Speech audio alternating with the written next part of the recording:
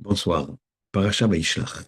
Une paracha exceptionnelle, exceptionnelle, exceptionnelle, comme toutes les parachiotes, mais là, on a des secrets, ce que j'appelle des fondamentaux. On en a trois essentiels. Peut-être vous avez déjà entendu, mais en tant que fondamentaux, il faut absolument les répéter. La première élément fondamental, c'est le suivant. La paracha, elle commence comme ça. Vaishlach Yaakov Malachim Lefanav. Il a envoyé Yaakov Malachim des envoyés, Lefanav ou des anges, ça peut être l'un ou l'autre, Lefanav devant lui, et Esav Achiv, vers Esav son frère. Artsa Seir, Sédé Edom, vers la terre de Seir. La terre de Seir, Seir, c'est en Occident. Sédé Edom, un champ de Edom, c'est évidemment l'Occident. Très bien.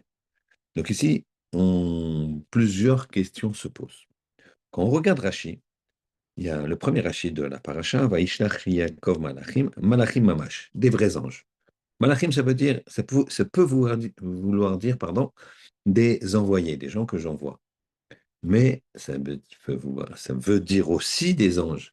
Et là, Yaakov envoie vraiment des anges. Ce que nous dit Rashi, c'est que Malachim, c'est des anges. Il envoie des anges. Or, il y a un grand principe. Et c'est la première question. Comment ça se fait qu'on envoie des anges alors que tout ce qui est miracle, d'accord, on le fait que quand je peux le faire que par le bien d'un miracle. Mais ici, envoyer des anges vers Esav, pourquoi pas envoyer des malachim, des envoyés, des hommes? Pourquoi des anges? La, la, la, la Gemara nous raconte qu'une fois, hein, Rabbi Hanan ben Dossa, il a vu sa fille, une histoire connue, sa fille qui était triste. Pourquoi? Parce qu'elle s'était trompée, elle avait mis du vinaigre au lieu de l'huile pour les bougies de Shabbat, et donc ça n'allait pas allumer. Le Rabbi Hanan ben Dossa lui a dit, mais écoute, regarde, le fait que Akadosh Baruch Hu, il fait brûler il fait brûler l'huile, il peut faire brûler aussi avec le vinaigre. Et ça a marché. Très bien. Elle a allumé le vinaigre, ça a marché. Mais par contre, il y a une autre histoire où il y a un père et son fils qui étaient propriétaires d'un champ de figues. Et voilà qu'on arrive le soir, ils n'avaient pas de quoi payer les métayers, les ouvriers quotidiens qui venaient chaque jour et qu'ils avaient besoin de manger, de prendre leur salaire chaque jour. Eh bien, ils n'avaient pas de quoi payer. Le père est parti chercher de l'argent quelque part. Et en attendant, le fils, il a vu que son père n'arrivait pas. Et il a dit au figuier, figuier, mûri, mûri. Fais mûrir tes fruits. Le figuier a obéi, il y a eu un miracle et il a dit aux ouvriers, ben, payez-vous en nature puisque vous avez faim et vous avez travaillé pour manger, ben, mangez les figues. Ça lui a coûté la vie. Pourquoi? Parce qu'il a déclenché un miracle. Il n'y avait pas lieu d'être. Il fallait attendre patiemment, tranquillement, que son père revienne. Pourquoi tu as précipité les choses? On voit donc que quand on déclenche un miracle, on demande un miracle, c'est qu'on ne peut pas faire. Quand on ne peut pas faire les choses de façon normale. Vous allez me dire tout est un miracle. D'accord, mais il y a différentes étapes. C'est vrai qu'un miracle d'avoir des enfants, c'est un miracle de vivre, c'est un miracle de parler, c'est un miracle de réfléchir, c'est un miracle d'avoir de la mémoire, c'est un miracle. Vadaï, mais c'est caché dans une certaine nature, entre guillemets. Là, on parle de miracle mamash. Il envoie des anges, mais envoie des hommes. Pourquoi tu envoies des anges? Très bien. Les fanaf devant lui, ça c'est aussi une question évidente. Vous avez deux points, l'un qui relie l'autre, c'est forcément devant. Si lui il veut envoyer quelque chose à lui, il va l'envoyer devant. Il ne peut pas l'envoyer par là, ou par là, ou par là. Il l'envoie devant, je ne comprends pas. Dans deux points, il y a une droite. Donc les fanaf aussi, ça veut dire quoi? Et les savachif, et savent son frère. Ça fait déjà deux parachiotes qu'ils sont nés, entre guillemets. Parachat Toldot, on nous parle de Esav, Yaakov, la bagarre, ça commence par la naissance.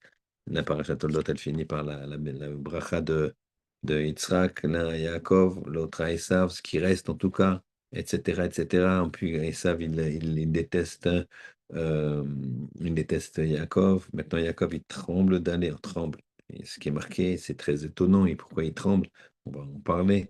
De retourner en Canaan, voir son frère Esav. Donc ici, pourquoi tu me dis Esav arrive? On sait quand même. On n'est pas très très intelligent, on n'a pas tellement de mémoire, mais Esav, on sait que ça arrive. Donc, troisième question. Quatrième question, Artsasir. En terre de Séhir, Zédé, Édom, un champ de Édom. Artsa Séhir, la terre de Séhir, c'est en Occident, mais il n'est pas en Occident. Yaakov, une des raisons pour lesquelles il avait peur, c'est que lui, il n'avait pas servi ses parents pendant les 20 ans quand il était chez Lavan. D'ailleurs, je précise qu'il est parti 34 ans, parce qu'il est parti aussi 14 ans à l'Yeshiva. Mais quand tu es à l'Yeshiva, on ne te reproche pas d'avoir un manque de kibbutz d'Avaim. Si tu es en train d'étudier, il n'y a pas de problème de kibbutz d'Avaim. Par contre, si on est en train de faire autre chose, ça c'est, il y a un manque. Il a eu raison, Yaakov, de faire ce qu'il a fait. Mais il y avait un manque dans le kibbutz d'Avaim que ce manque-là n'avait pas eu Esav. Alors, il avait peur de ça. Parce que Esav était en Canaan. Yitzhak n'a jamais quitté Canaan et Eretz Kodesh, la Terre Sainte. Et donc il était là-bas, il faisait kibbutz d'Avaim là-bas. Donc de quoi il a peur, Yaakov? Si Esav était en Séhir. Or, il envoie des messagers en Séhir. C'est pas la bonne adresse.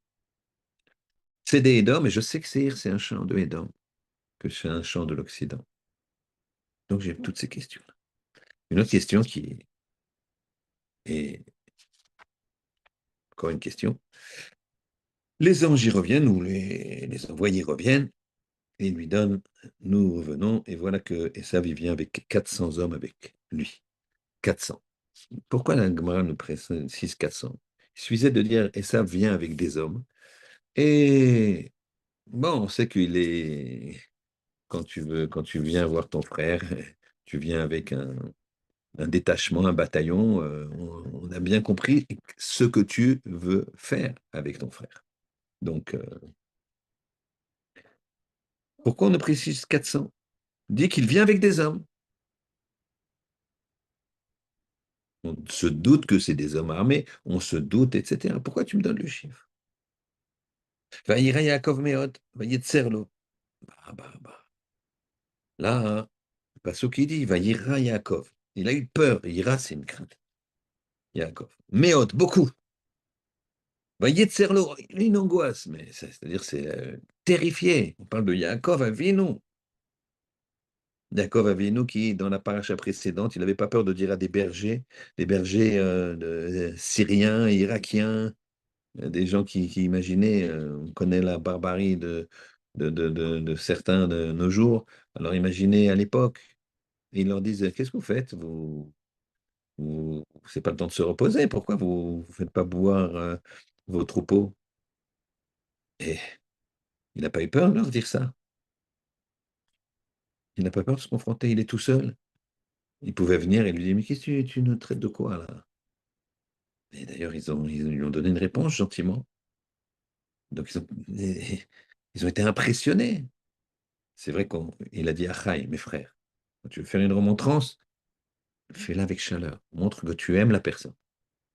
En tout cas, il n'a pas eu peur. Et là, il a peur. Vaïra Yaakov, Meod, Vayetserlo. Vaïra, il a peur. Meod, beaucoup, Vayetserlo, il est angoissé. Alors, qu'est-ce qu'il fait? Stratégie. Vayachot, c'est âme. Il va partager le peuple en deux camps. Il se dit, si Esav, il va attaquer un camp, l'autre camp, il aura le temps de s'enfuir. Que je garde quelques ressources. Ras Shalom qu'il y ait un problème.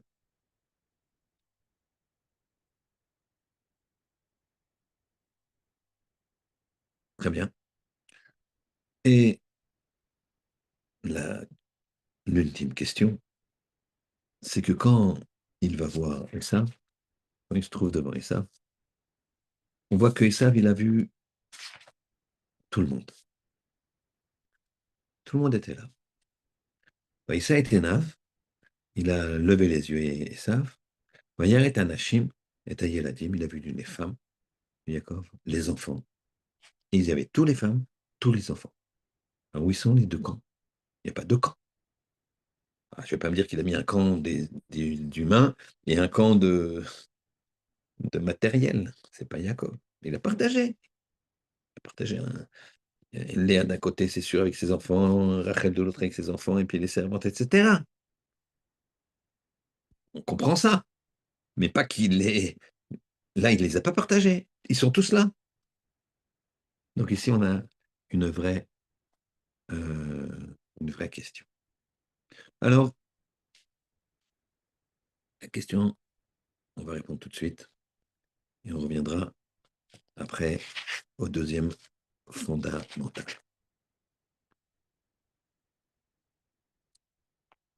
La Gemara, non. Megillah, Davav, Hamoud, Aleph en bas et Hamoud Bet en haut. Elle dit comme ça, que Yaakov, il a supplié Hachem, il a dit, ne laisse pas sortir les desseins de Esav. Car s'il sortait, si tu écoutais ce qu'il a envie de faire, il détruirait le monde.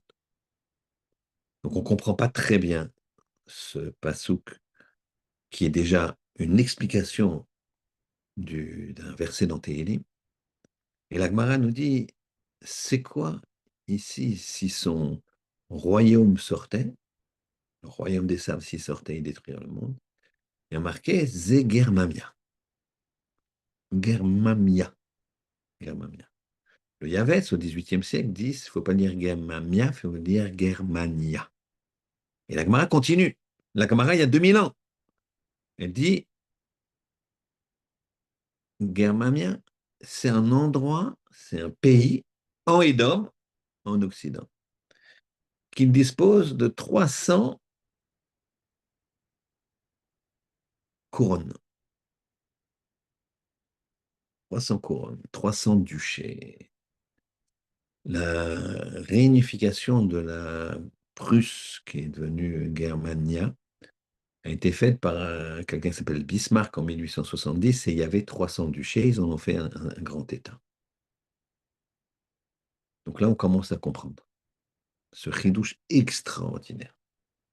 Que là, ici, il s'agit de la guerre perpétuée entre Yaakov et Esav.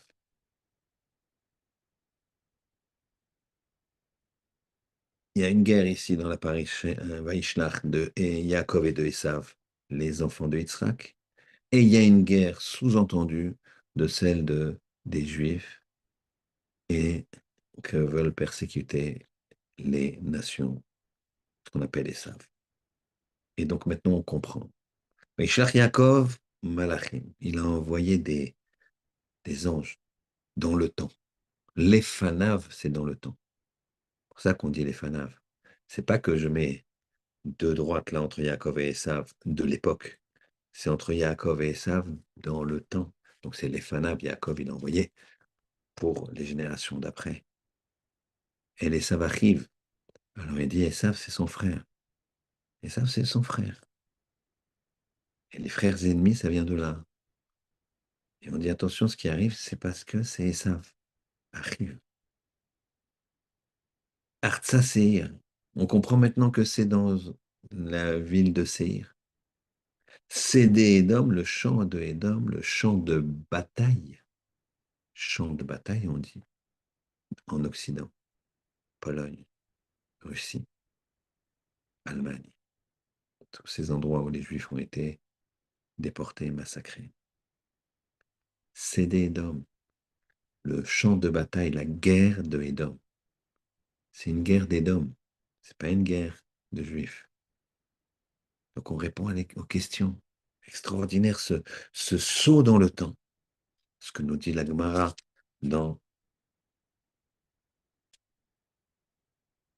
Megillah. La suite, il a partagé. Il n'a pas partagé. Il n'a pas partagé. Puisque Esav a vu tous les enfants et toutes les femmes de Yaakov alignées l'un après l'autre. Donc il n'a pas partagé dans son camp.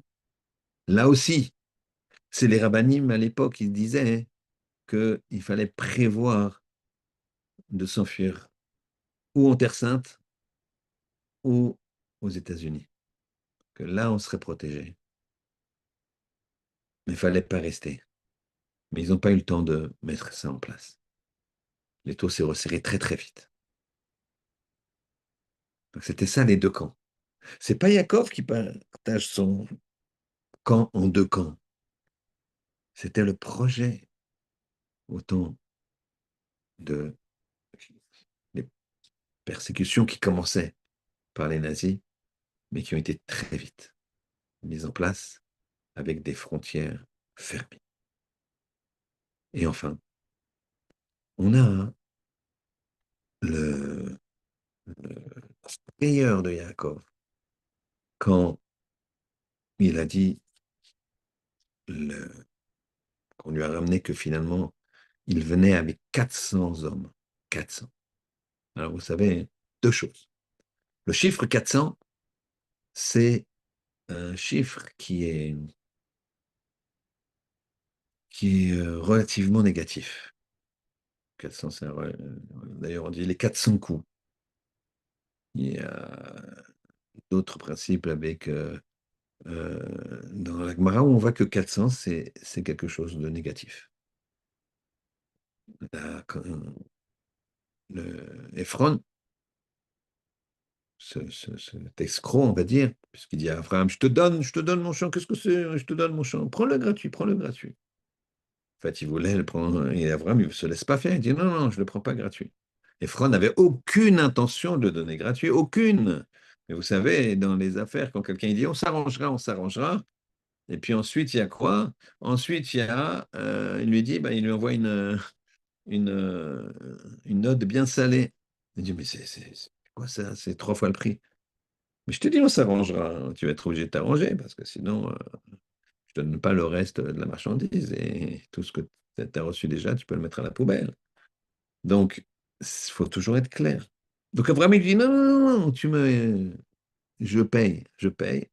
Quand il a vu qu'il était obligé de. Alors, il lui a dit, c'est ses intentions. Tu donneras 400 shekels au vers la socher. 400 shekels d'or et d'argent, on a calculé, ça fait plusieurs milliards de nos jours. C'est comme si je dis, voilà, prends, achète, je te vends ce terrain, il n'y a pas de problème. On parle, je te le donne. Puis après, je dis, mais c'est quoi, qu'est-ce que ça peut faire, 12 milliards entre toi et moi? C'est ce qu'il lui a dit. Donc 400, c'est toujours quelque chose d'impur, de négatif. Très bien. Vous savez que les choses qui peuvent apparaître, vous allez me dire 400, 400, on n'a pas l'impression que c'est négatif. Je dis d'accord, pas de problème. C'est effectivement, c'est pas. Faut regarder, faut. À ce moment-là, je vais te dire quelque chose. 400, ça n'a pas l'air négatif dans ce monde. Mais tout ce qui est négatif dans ce monde et qu'on le voit pas, qu'on le voit ou qu'on ne le voit pas d'ailleurs, dans le monde d'en haut, il est à l'envers. D'accord? C'est ce que dit là Gemara. Les grands, ils seront à l'envers. Les grands de ce monde. Quand je dis les grands de ce monde, c'est Joe Biden, Mbappé, les grands de ce monde, quoi. Ils seront la tête par terre. Ce sera les tout petits qui n'existent même pas. Et il y a des petits qui n'existent même pas.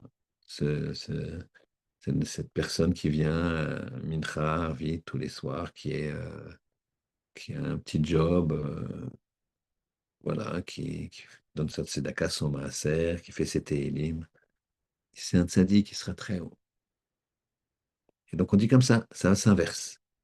Il n'y a que les Talmidei Chachamim qui sont grands ici et grands là-haut. Donc 400, il va se retrouver à l'envers, là-haut.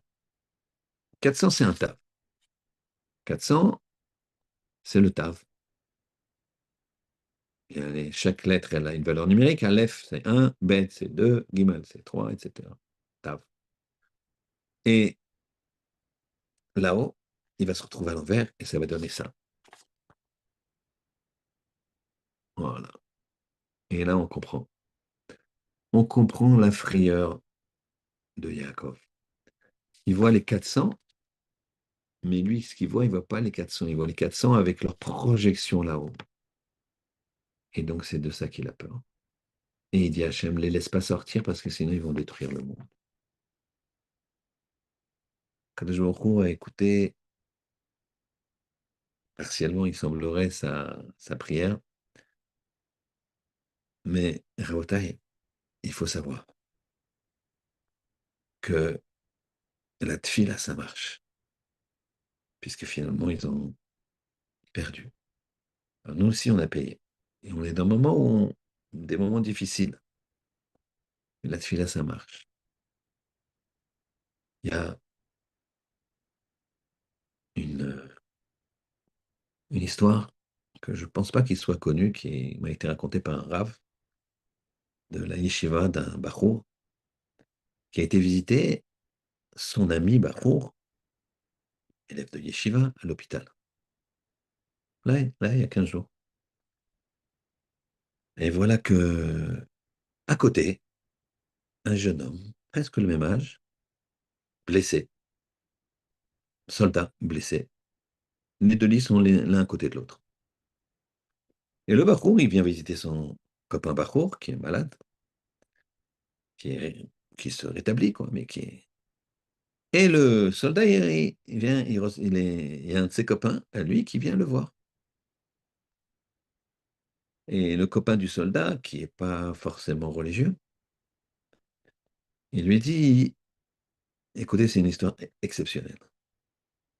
Il lui dit, et le Rav Rosh Hashiva m'a raconté cette histoire. C'est un de ses élèves qui a vécu ça. Et il lui dit, le copain du soldat, donc qui n'est pas religieux, il dit au Bachour, il taquine un peu, c'est pas une agression, il taquine, il dit, ouais, bon, de toute façon, euh, il a la foi, parce qu'il dit, voilà, là, lui, moi, je viens voir mon ami qui est blessé parce qu'il a fait la guerre, et voilà, il y a aussi des malades, c'est-à-dire on n'échappe pas, le bon Dieu, mais au moins lui, en parlant de son copain, le soldat, il a fait quelque chose, quoi, pour ses, pour ses, pour son peuple. Alors le Bachour, il lui répond, tu sais, nous aussi on fait chacun son arme. C'est vrai, c'est courageux ce que vous faites, mais nous, on prie, on étudie, chacun son arme. Et il dit, ouais, moi, quand même, bon, la prière. Il dit, non, moi, j'ai changé ma prière. D'ailleurs, je prie pour un chayal. Je prie pour un chayal, j'ai pris sur moi un chayal, il y a un nom, ça a circulé dans les yeshivot, chacun prenait un nom, et sruto, pour le srut de ce chayal, il s'engageait à prier, à faire des choses, à jeûner, à veiller plus, à s'investir dans le limoud. Et l'autre, il dit, ouais, il dit, si, regarde. Il lui montre une page sur laquelle il avait le nom du Chayal avec un Télim pour faire Télim aussi dès qu'il pouvait. Et il lui a dit, voilà, t'as le nom, Shlomo ben Léa, on va dire Ashkenazi. Ça a beaucoup d'Ashkenaz en Israël. Là, le nom, c'est inventé. Le copain du soldat, il a failli se trouver mal. Il dit, mais c'est lui. C'est-à-dire que le Bachour qui est venu visiter son copain Bachour, qui est malade, et qui est allongé à côté d'un soldat blessé, et ben le Bachour qui est venu le visiter, il priait pour un Khayal qui est ce blessé-là. Incroyable. Et les quatre personnes sont.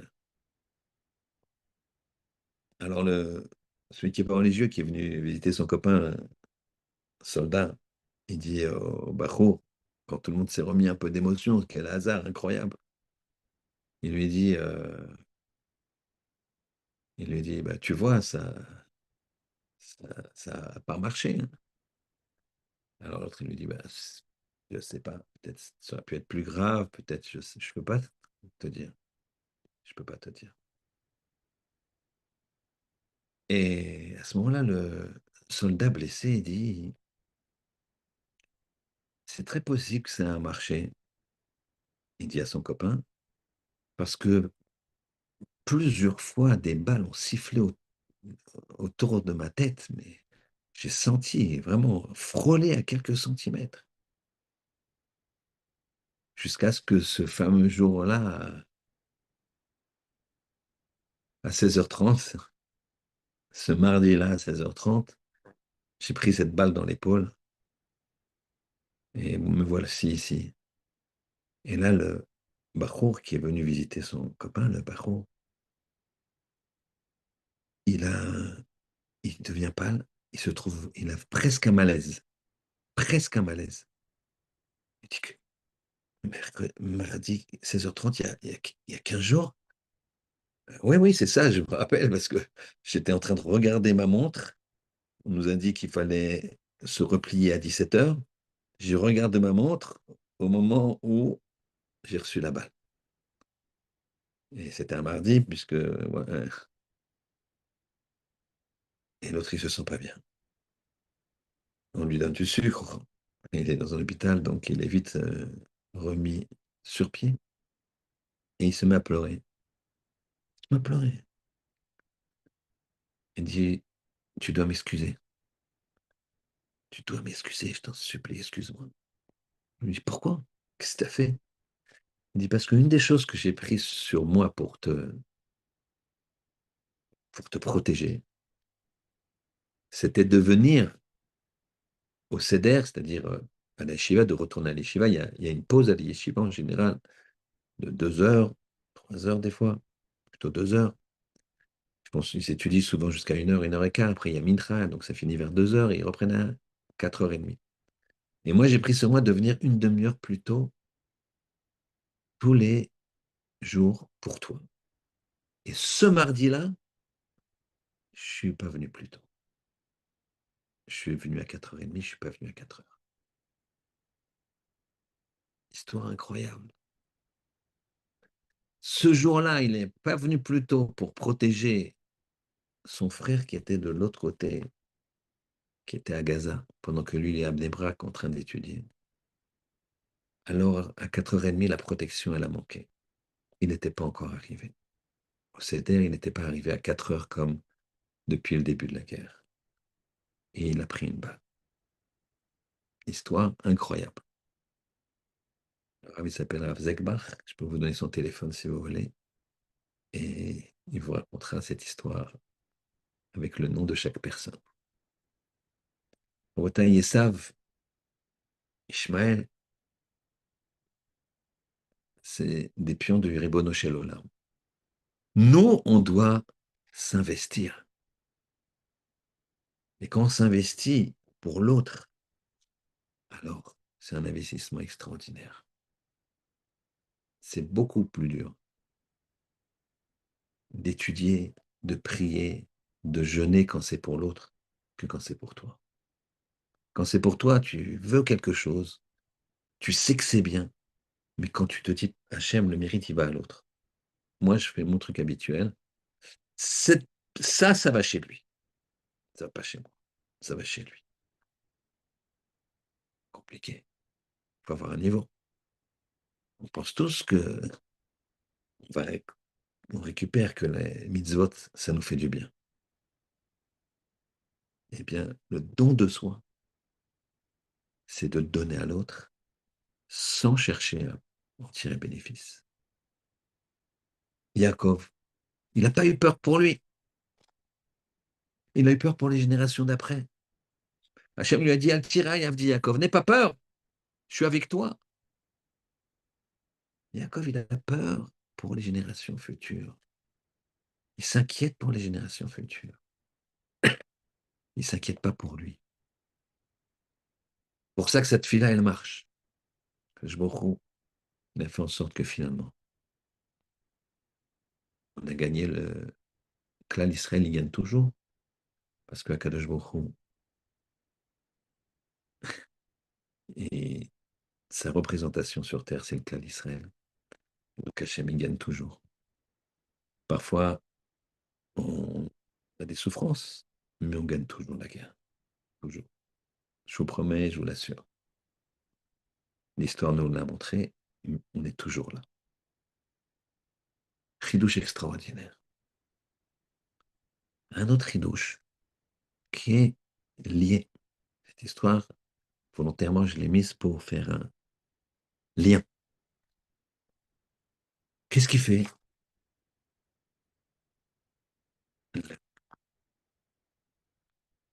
Yaakov, il va faire un, un- voilà. Il crache Mamako. Qu'est-ce qu'il fait? La veille de la confrontation avec Esav, il se bat avec l'ange.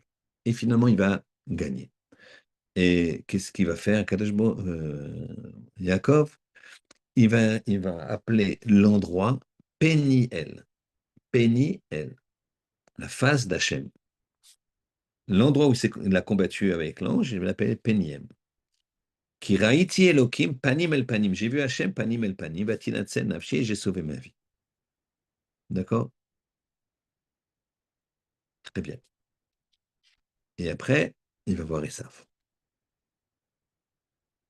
Péniel, c'est quoi? Péniel, c'est quoi? Alors, Péniel, ça veut dire voir Hachem panim el panim. Mais vous savez que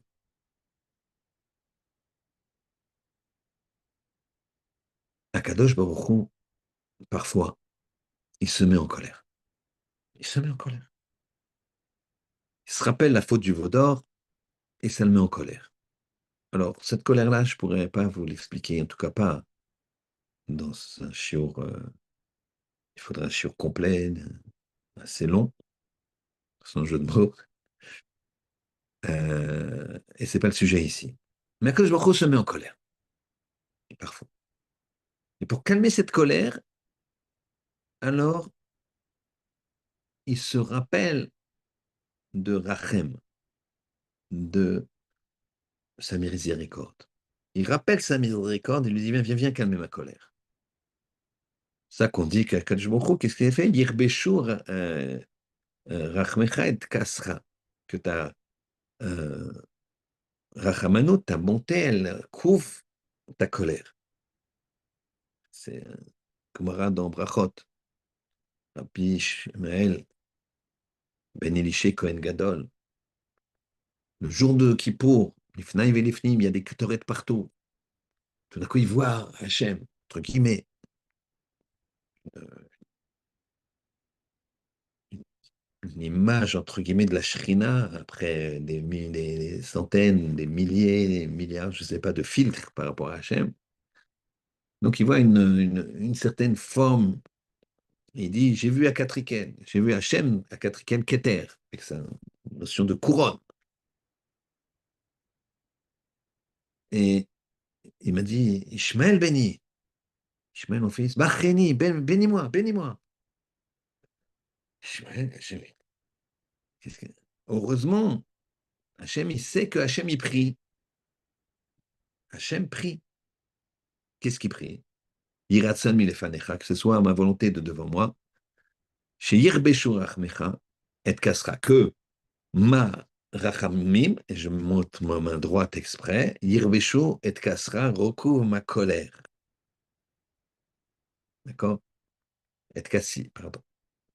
Chez Yirbeshu, chez Yirbeshu et rachmi, d'accord? Que ma rachmanout recouvre ma colère. Donc elle la bloque. C'est ça que quand on prie, la droite c'est toujours le chesed, la gauche c'est le din, alors on met la main gauche et on la met la main droite dessus pour comme la bloquer, comme ça on doit prier. Donc il sait qu'il dit ça à Hachem, que ma bonté recouvre ma colère, bloque ma colère, et donc il lui dit bah, que ta bonté bloque ta colère. Ouf, il a la chance, il connaissait la prière, comment Hachem y prie, donc il a prié dans ce sens-là. Et donc, comment il bloque sa colère, Hachem? Berachem, avec la bonté. Et c'est ce qu'on dit en trois mots, une phrase qu'on dit dans les, que ce soit Ashkenaz ou Sfarad, on a la même phrase de trois mots, bien que les Tachanounim, après la Hamida, hein, quand on fait les supplications, les Tachanounim, c'est très, très différent, Ashkenaz et Sfarad, très, très différent. Mais il y a cette phrase de trois mots qui est pile la même. Berachem, Berogez, Rachem, Tiskor. Berogez, dans ta colère, Rachem, Tiskor, Tiskor. Rappelle-toi de Rachem, de ta montée. Donc, c'est ça. Dans ta colère, rappelle-toi de ta montée. Très bien. Maintenant, regardez. Regardez quel est le moussard ici fantastique. Un homme, il doit être comme le Ribono Shel Olam. Il doit être à l'image du Ribono Shel Olam. L'image du Ribono Shel Olam, entre guillemets. Donc, ce que fait Hachem, je dois le faire. Donc, moi aussi, quand je suis en colère, je dois mettre Rachem. Cet associé-là, c'est pas correct, c'est pas correct. Rachem. Ma femme, pourquoi? C'est pas normal, à chaque fois. D'accord? Je savais qu'on irait plus chez ses parents que chez les miens au début du mariage.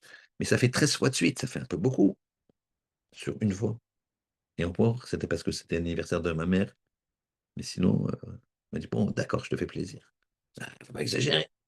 Ah. Rachem Tiskor. Quand tu es énervé, rappelle-toi de ta bonté.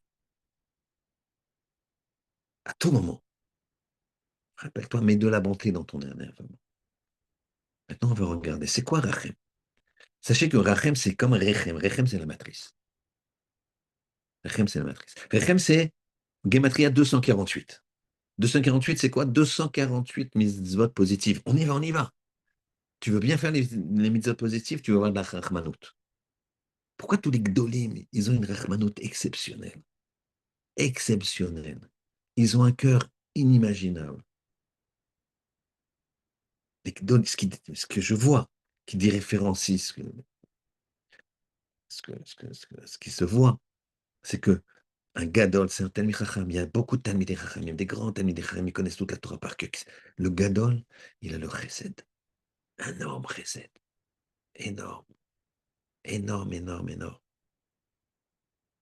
avec les midot. C'est difficile d'avoir du chesed si t'es pas humble, si t'es pas un ave. Donc les midot, le chesed, c'est ce qui veut faire que le Talmid Chacham devient un gadol adore, un gadol adore. Le Rebbe de Gour, celui d'avant, il y a deux, trois Rebbes, son shamash a témoigné. Il reçoit les gens.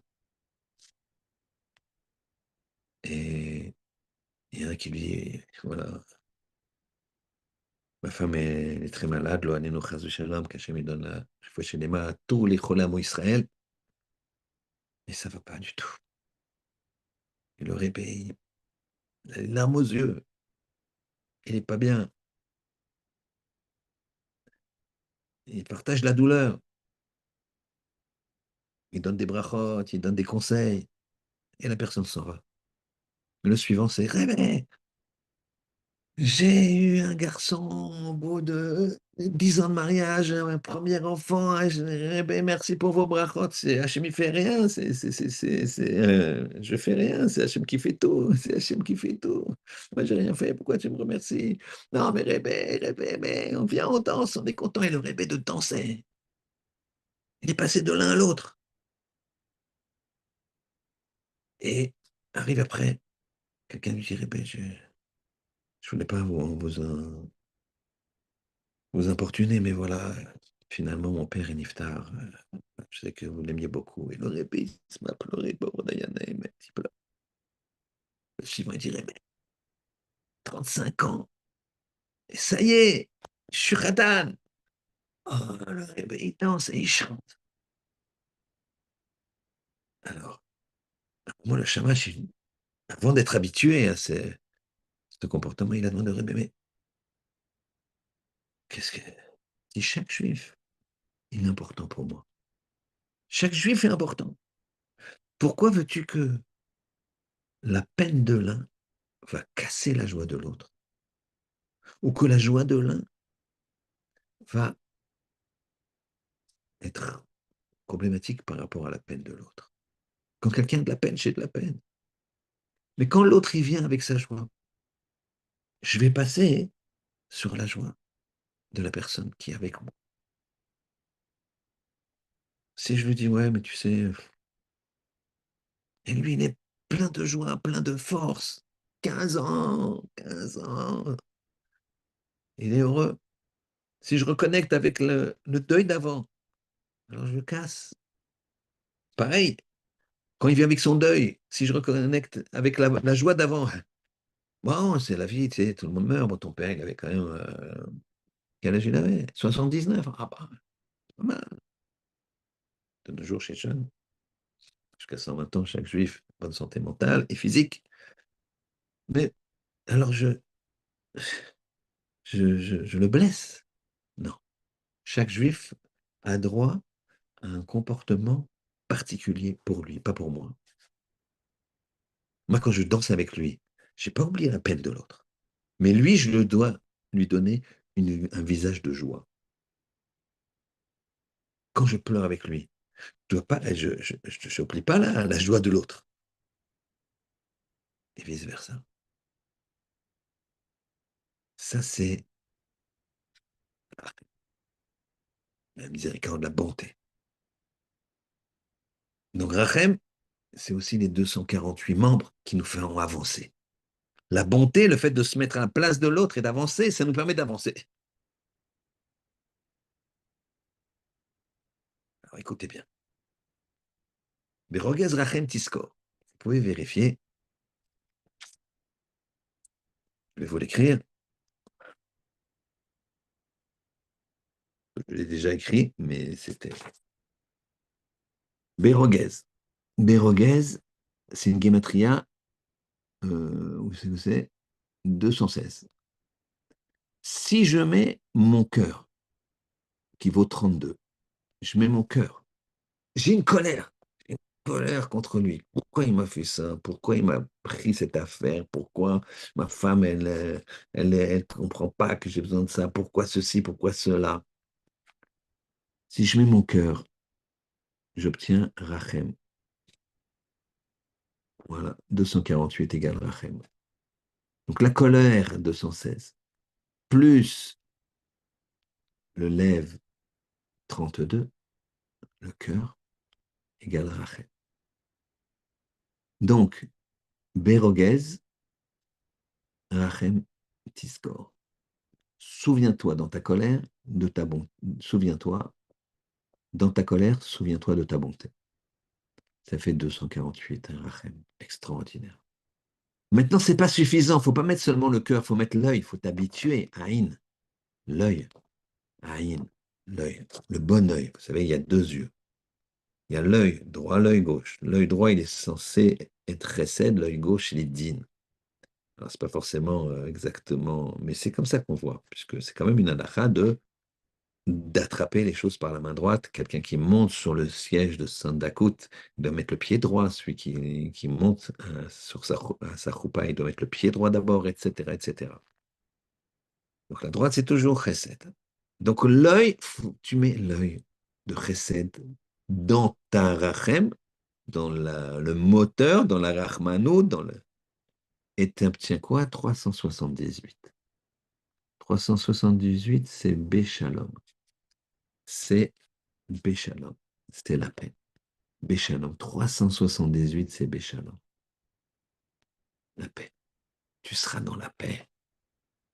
Et c'est également malbouche, un vêtement. C'est-à-dire que si tu es dans la paix, tu es Béchalom, alors tu te mets toi et ton environnement et la personne en face de toi dans un système de shalom. Mais c'est pas fini. Il y a plusieurs notions de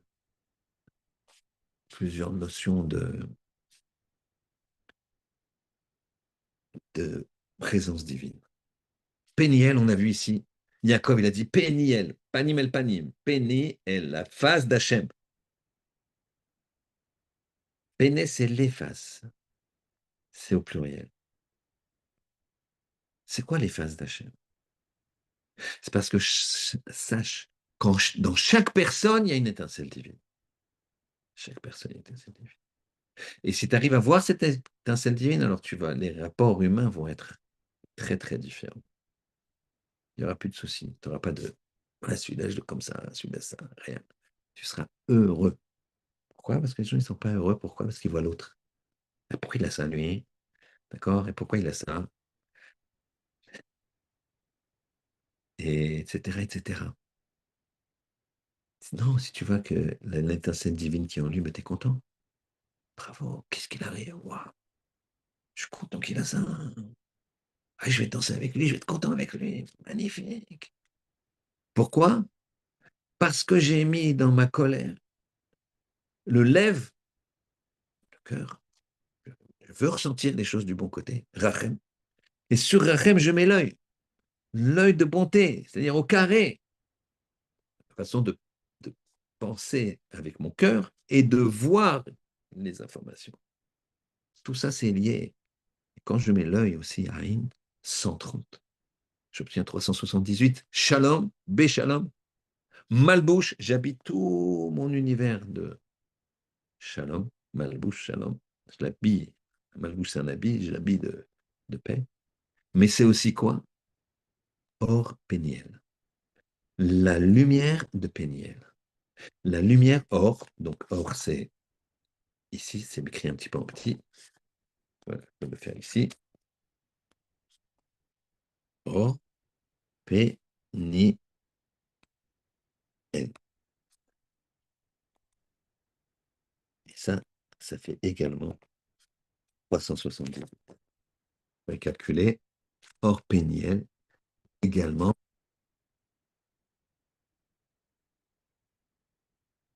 378. Également 318. C'est-à-dire que tu vas arriver, si tu imposes à ton cœur de mettre de la rahmanout, de la bonté, tu imposes à ton œil de voir les choses de la bonté, alors tu vas réussir à voir hors péniel la lumière, l'étincelle divine qui est dans ton prochain. Et tu verras ton prochain que du bon côté. Et sache que le voleur, quand il vole, il est sombre. Il ne vole pas tout le temps. Attention, je ne dis pas que c'est bien, ce que je veux faire comprendre, c'est que c'est pas 100% quelqu'un de mauvais. Il n'y a pas 100% quelqu'un de mauvais. Dans sa vie, il y a des moments. Le voleur, il prie, nous dit le Rambam. Il prie. Il prie de ne pas se faire arrêter. Il prie que son vol marche. Est-ce que c'est une fila ou pas? Il prie. Il y a une valeur dans cette fila. Je n'ai pas dit que c'est bien encore. Ça aussi, ça nécessite d'être décortiqué, d'être analysé. Mais il y a une valeur. Donc, il y a tous hors péniel. Le problème, c'est que certains, le hors péniel, la lumière de la face d'Hachem, cette étincelle divine, elle est dans plein, plein, plein de fautes qui ont mis de la boue, et encore de la boue, et de la boue, et c'est pas qu'elle s'éteint. Ne croyez pas, elle s'éteint jamais, cette étincelle. Il y a une seule fois où elle s'éteint, Rahman Itzlan, Dieu préserve, c'est quand il y a des mariages mixtes. Là, celle s'éteint. Là, elle meurt. La descendance n'est plus juive. Quand la descendance n'est plus juive, alors cette étincelle-là, elle est partie. C'est le seul. La personne, elle peut faire tout ce qu'elle veut. Il sera très loin. Il sera, il sera châtié s'il mérite d'être châtié. Mais l'étincelle, elle est là. Il faut aller la chercher. Mais toi, tu n'as pas à juger. Tu dois mettre ton cœur, lève, et ton œil. Et tu verras le hors péniel. Cette lumière-là que Yaakov, il a vue. Péniel. Cette lumière, toi, tu ne peux pas voir Péniel. Tu vois la lumière de Péniel. Lumière, ça veut dire c'est juste une projection. On ne peut pas voir ce qu'il a vu, Yaakov. Lui, il a vu Kiraiti Elohim Panim El Panim. Comment tu fais, toi, pour voir ça? Tu ne peux pas le voir. Tu peux pas le voir. Tu peux voir cette lumière, cette projection de ça. Derrière un filtre, il y a la lumière du diamant. Diamant péniel, tu peux pas. Or péniel, tu peux. Il traverse le filtre. Ça, tu peux le voir. La seule façon de le voir, c'est d'habiller de shalom ton prochain, ton entourage, ce que tu vois, ce que tu comprends, ce que tu entends. C'est comme ça que tu seras heureux. Il n'y a pas d'autre solution. Et pour avoir la force de faire ça, pas à mon niveau, je, je répète ce que disent nos maîtres, un shiur du Miguel et Amukot. Et pour faire ça, il y a une préparation obligatoire, c'est d'être un Racham, d'étudier la Torah. Mais dans tous les cas, il faut tendre à ça. T'es énervé, mais ton cœur. Réfléchis. Il n'a pas la même vie que toi. Il a vraiment des problèmes. Il a mal au dos. Vous savez, parfois, on voit des personnes qui ont un certain âge qui sont un petit peu tendues, on va dire. Mais souvent, ils ont des problèmes de dos. Quand les personnes sont tendues, ils ont souvent des problèmes de dos. Le dos, c'est les nerfs. Et c'est normal avec l'âge, on a mal au dos, on ne peut pas se baisser, etc. Donc ça fait tac, c'est un pic. Donc c'est très très difficile d'avoir toujours le sourire. C'est pas évident. À ce moment-là, toi, hein, ta grand-mère, elle est comme ça. Ta mère, va au Hachem, elle a agi maintenant. Oh, Péniel, regarde la Sainte Divine. Regarde la Karatatov, tout ce qu'elle t'a fait, tout ce que tu lui dois, tout. T'es pas là sinon. Tout. Une fois aux États-Unis, il y avait une grand-mère que, qui était devenue très acariâtre, dans le milieu orthodoxe, très très désagréable. Tout celui qui venait, elle le déchirait. T'es venu trop tard, t'es pas venu, t'es venu trop tôt, et pourquoi tu fais ça? C'était terrible.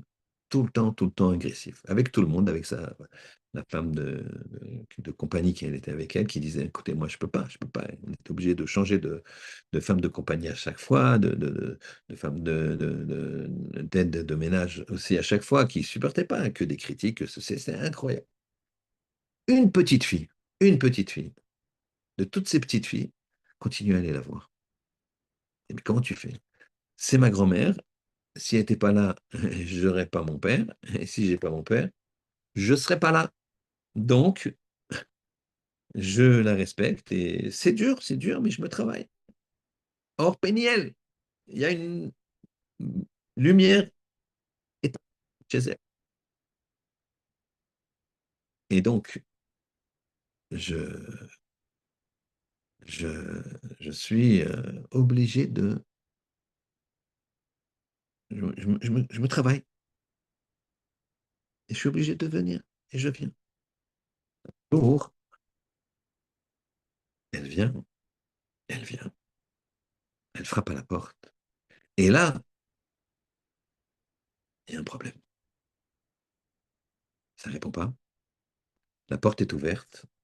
Elle est venue un petit peu tard. C'est dans la demi-heure où sa grand-mère reste seule, sans la dame de compagnie ni l'aide de ménage. Elle ouvre la porte est ouverte. Elle monte dans la chambre et là, effectivement, elle voit sa grand-mère qui est allongée sur le lit, mais de façon un petit peu désordonnée. Elle a dû avoir un malaise et s'allonger comme ça. Elle appelle tout de suite Hatsala, les services aux États-Unis, le SAMU religieux, entre guillemets. Et ils viennent, elle va à l'hôpital, et là, ils l'opèrent d'urgence, et ils trouvent un problème à la tête, un kyste à la tête. Ils l'enlèvent, et quelques mois plus tard, elle est convalescente, mais il y a un changement incroyable. Elle est d'une gentillesse comme avant, comme 10, 15 ans avant. Et là, tout le monde s'étonne. Comment ça se fait? Alors, on dit, les médecins nous ont dit, c'est très possible, vu où la tumeur était placée, que ça coincé un nerf, ou je sais pas, je ne me rappelle plus dans l'histoire, c'était un nerf, entre guillemets, dit sympathique et un autre qui est antipathique.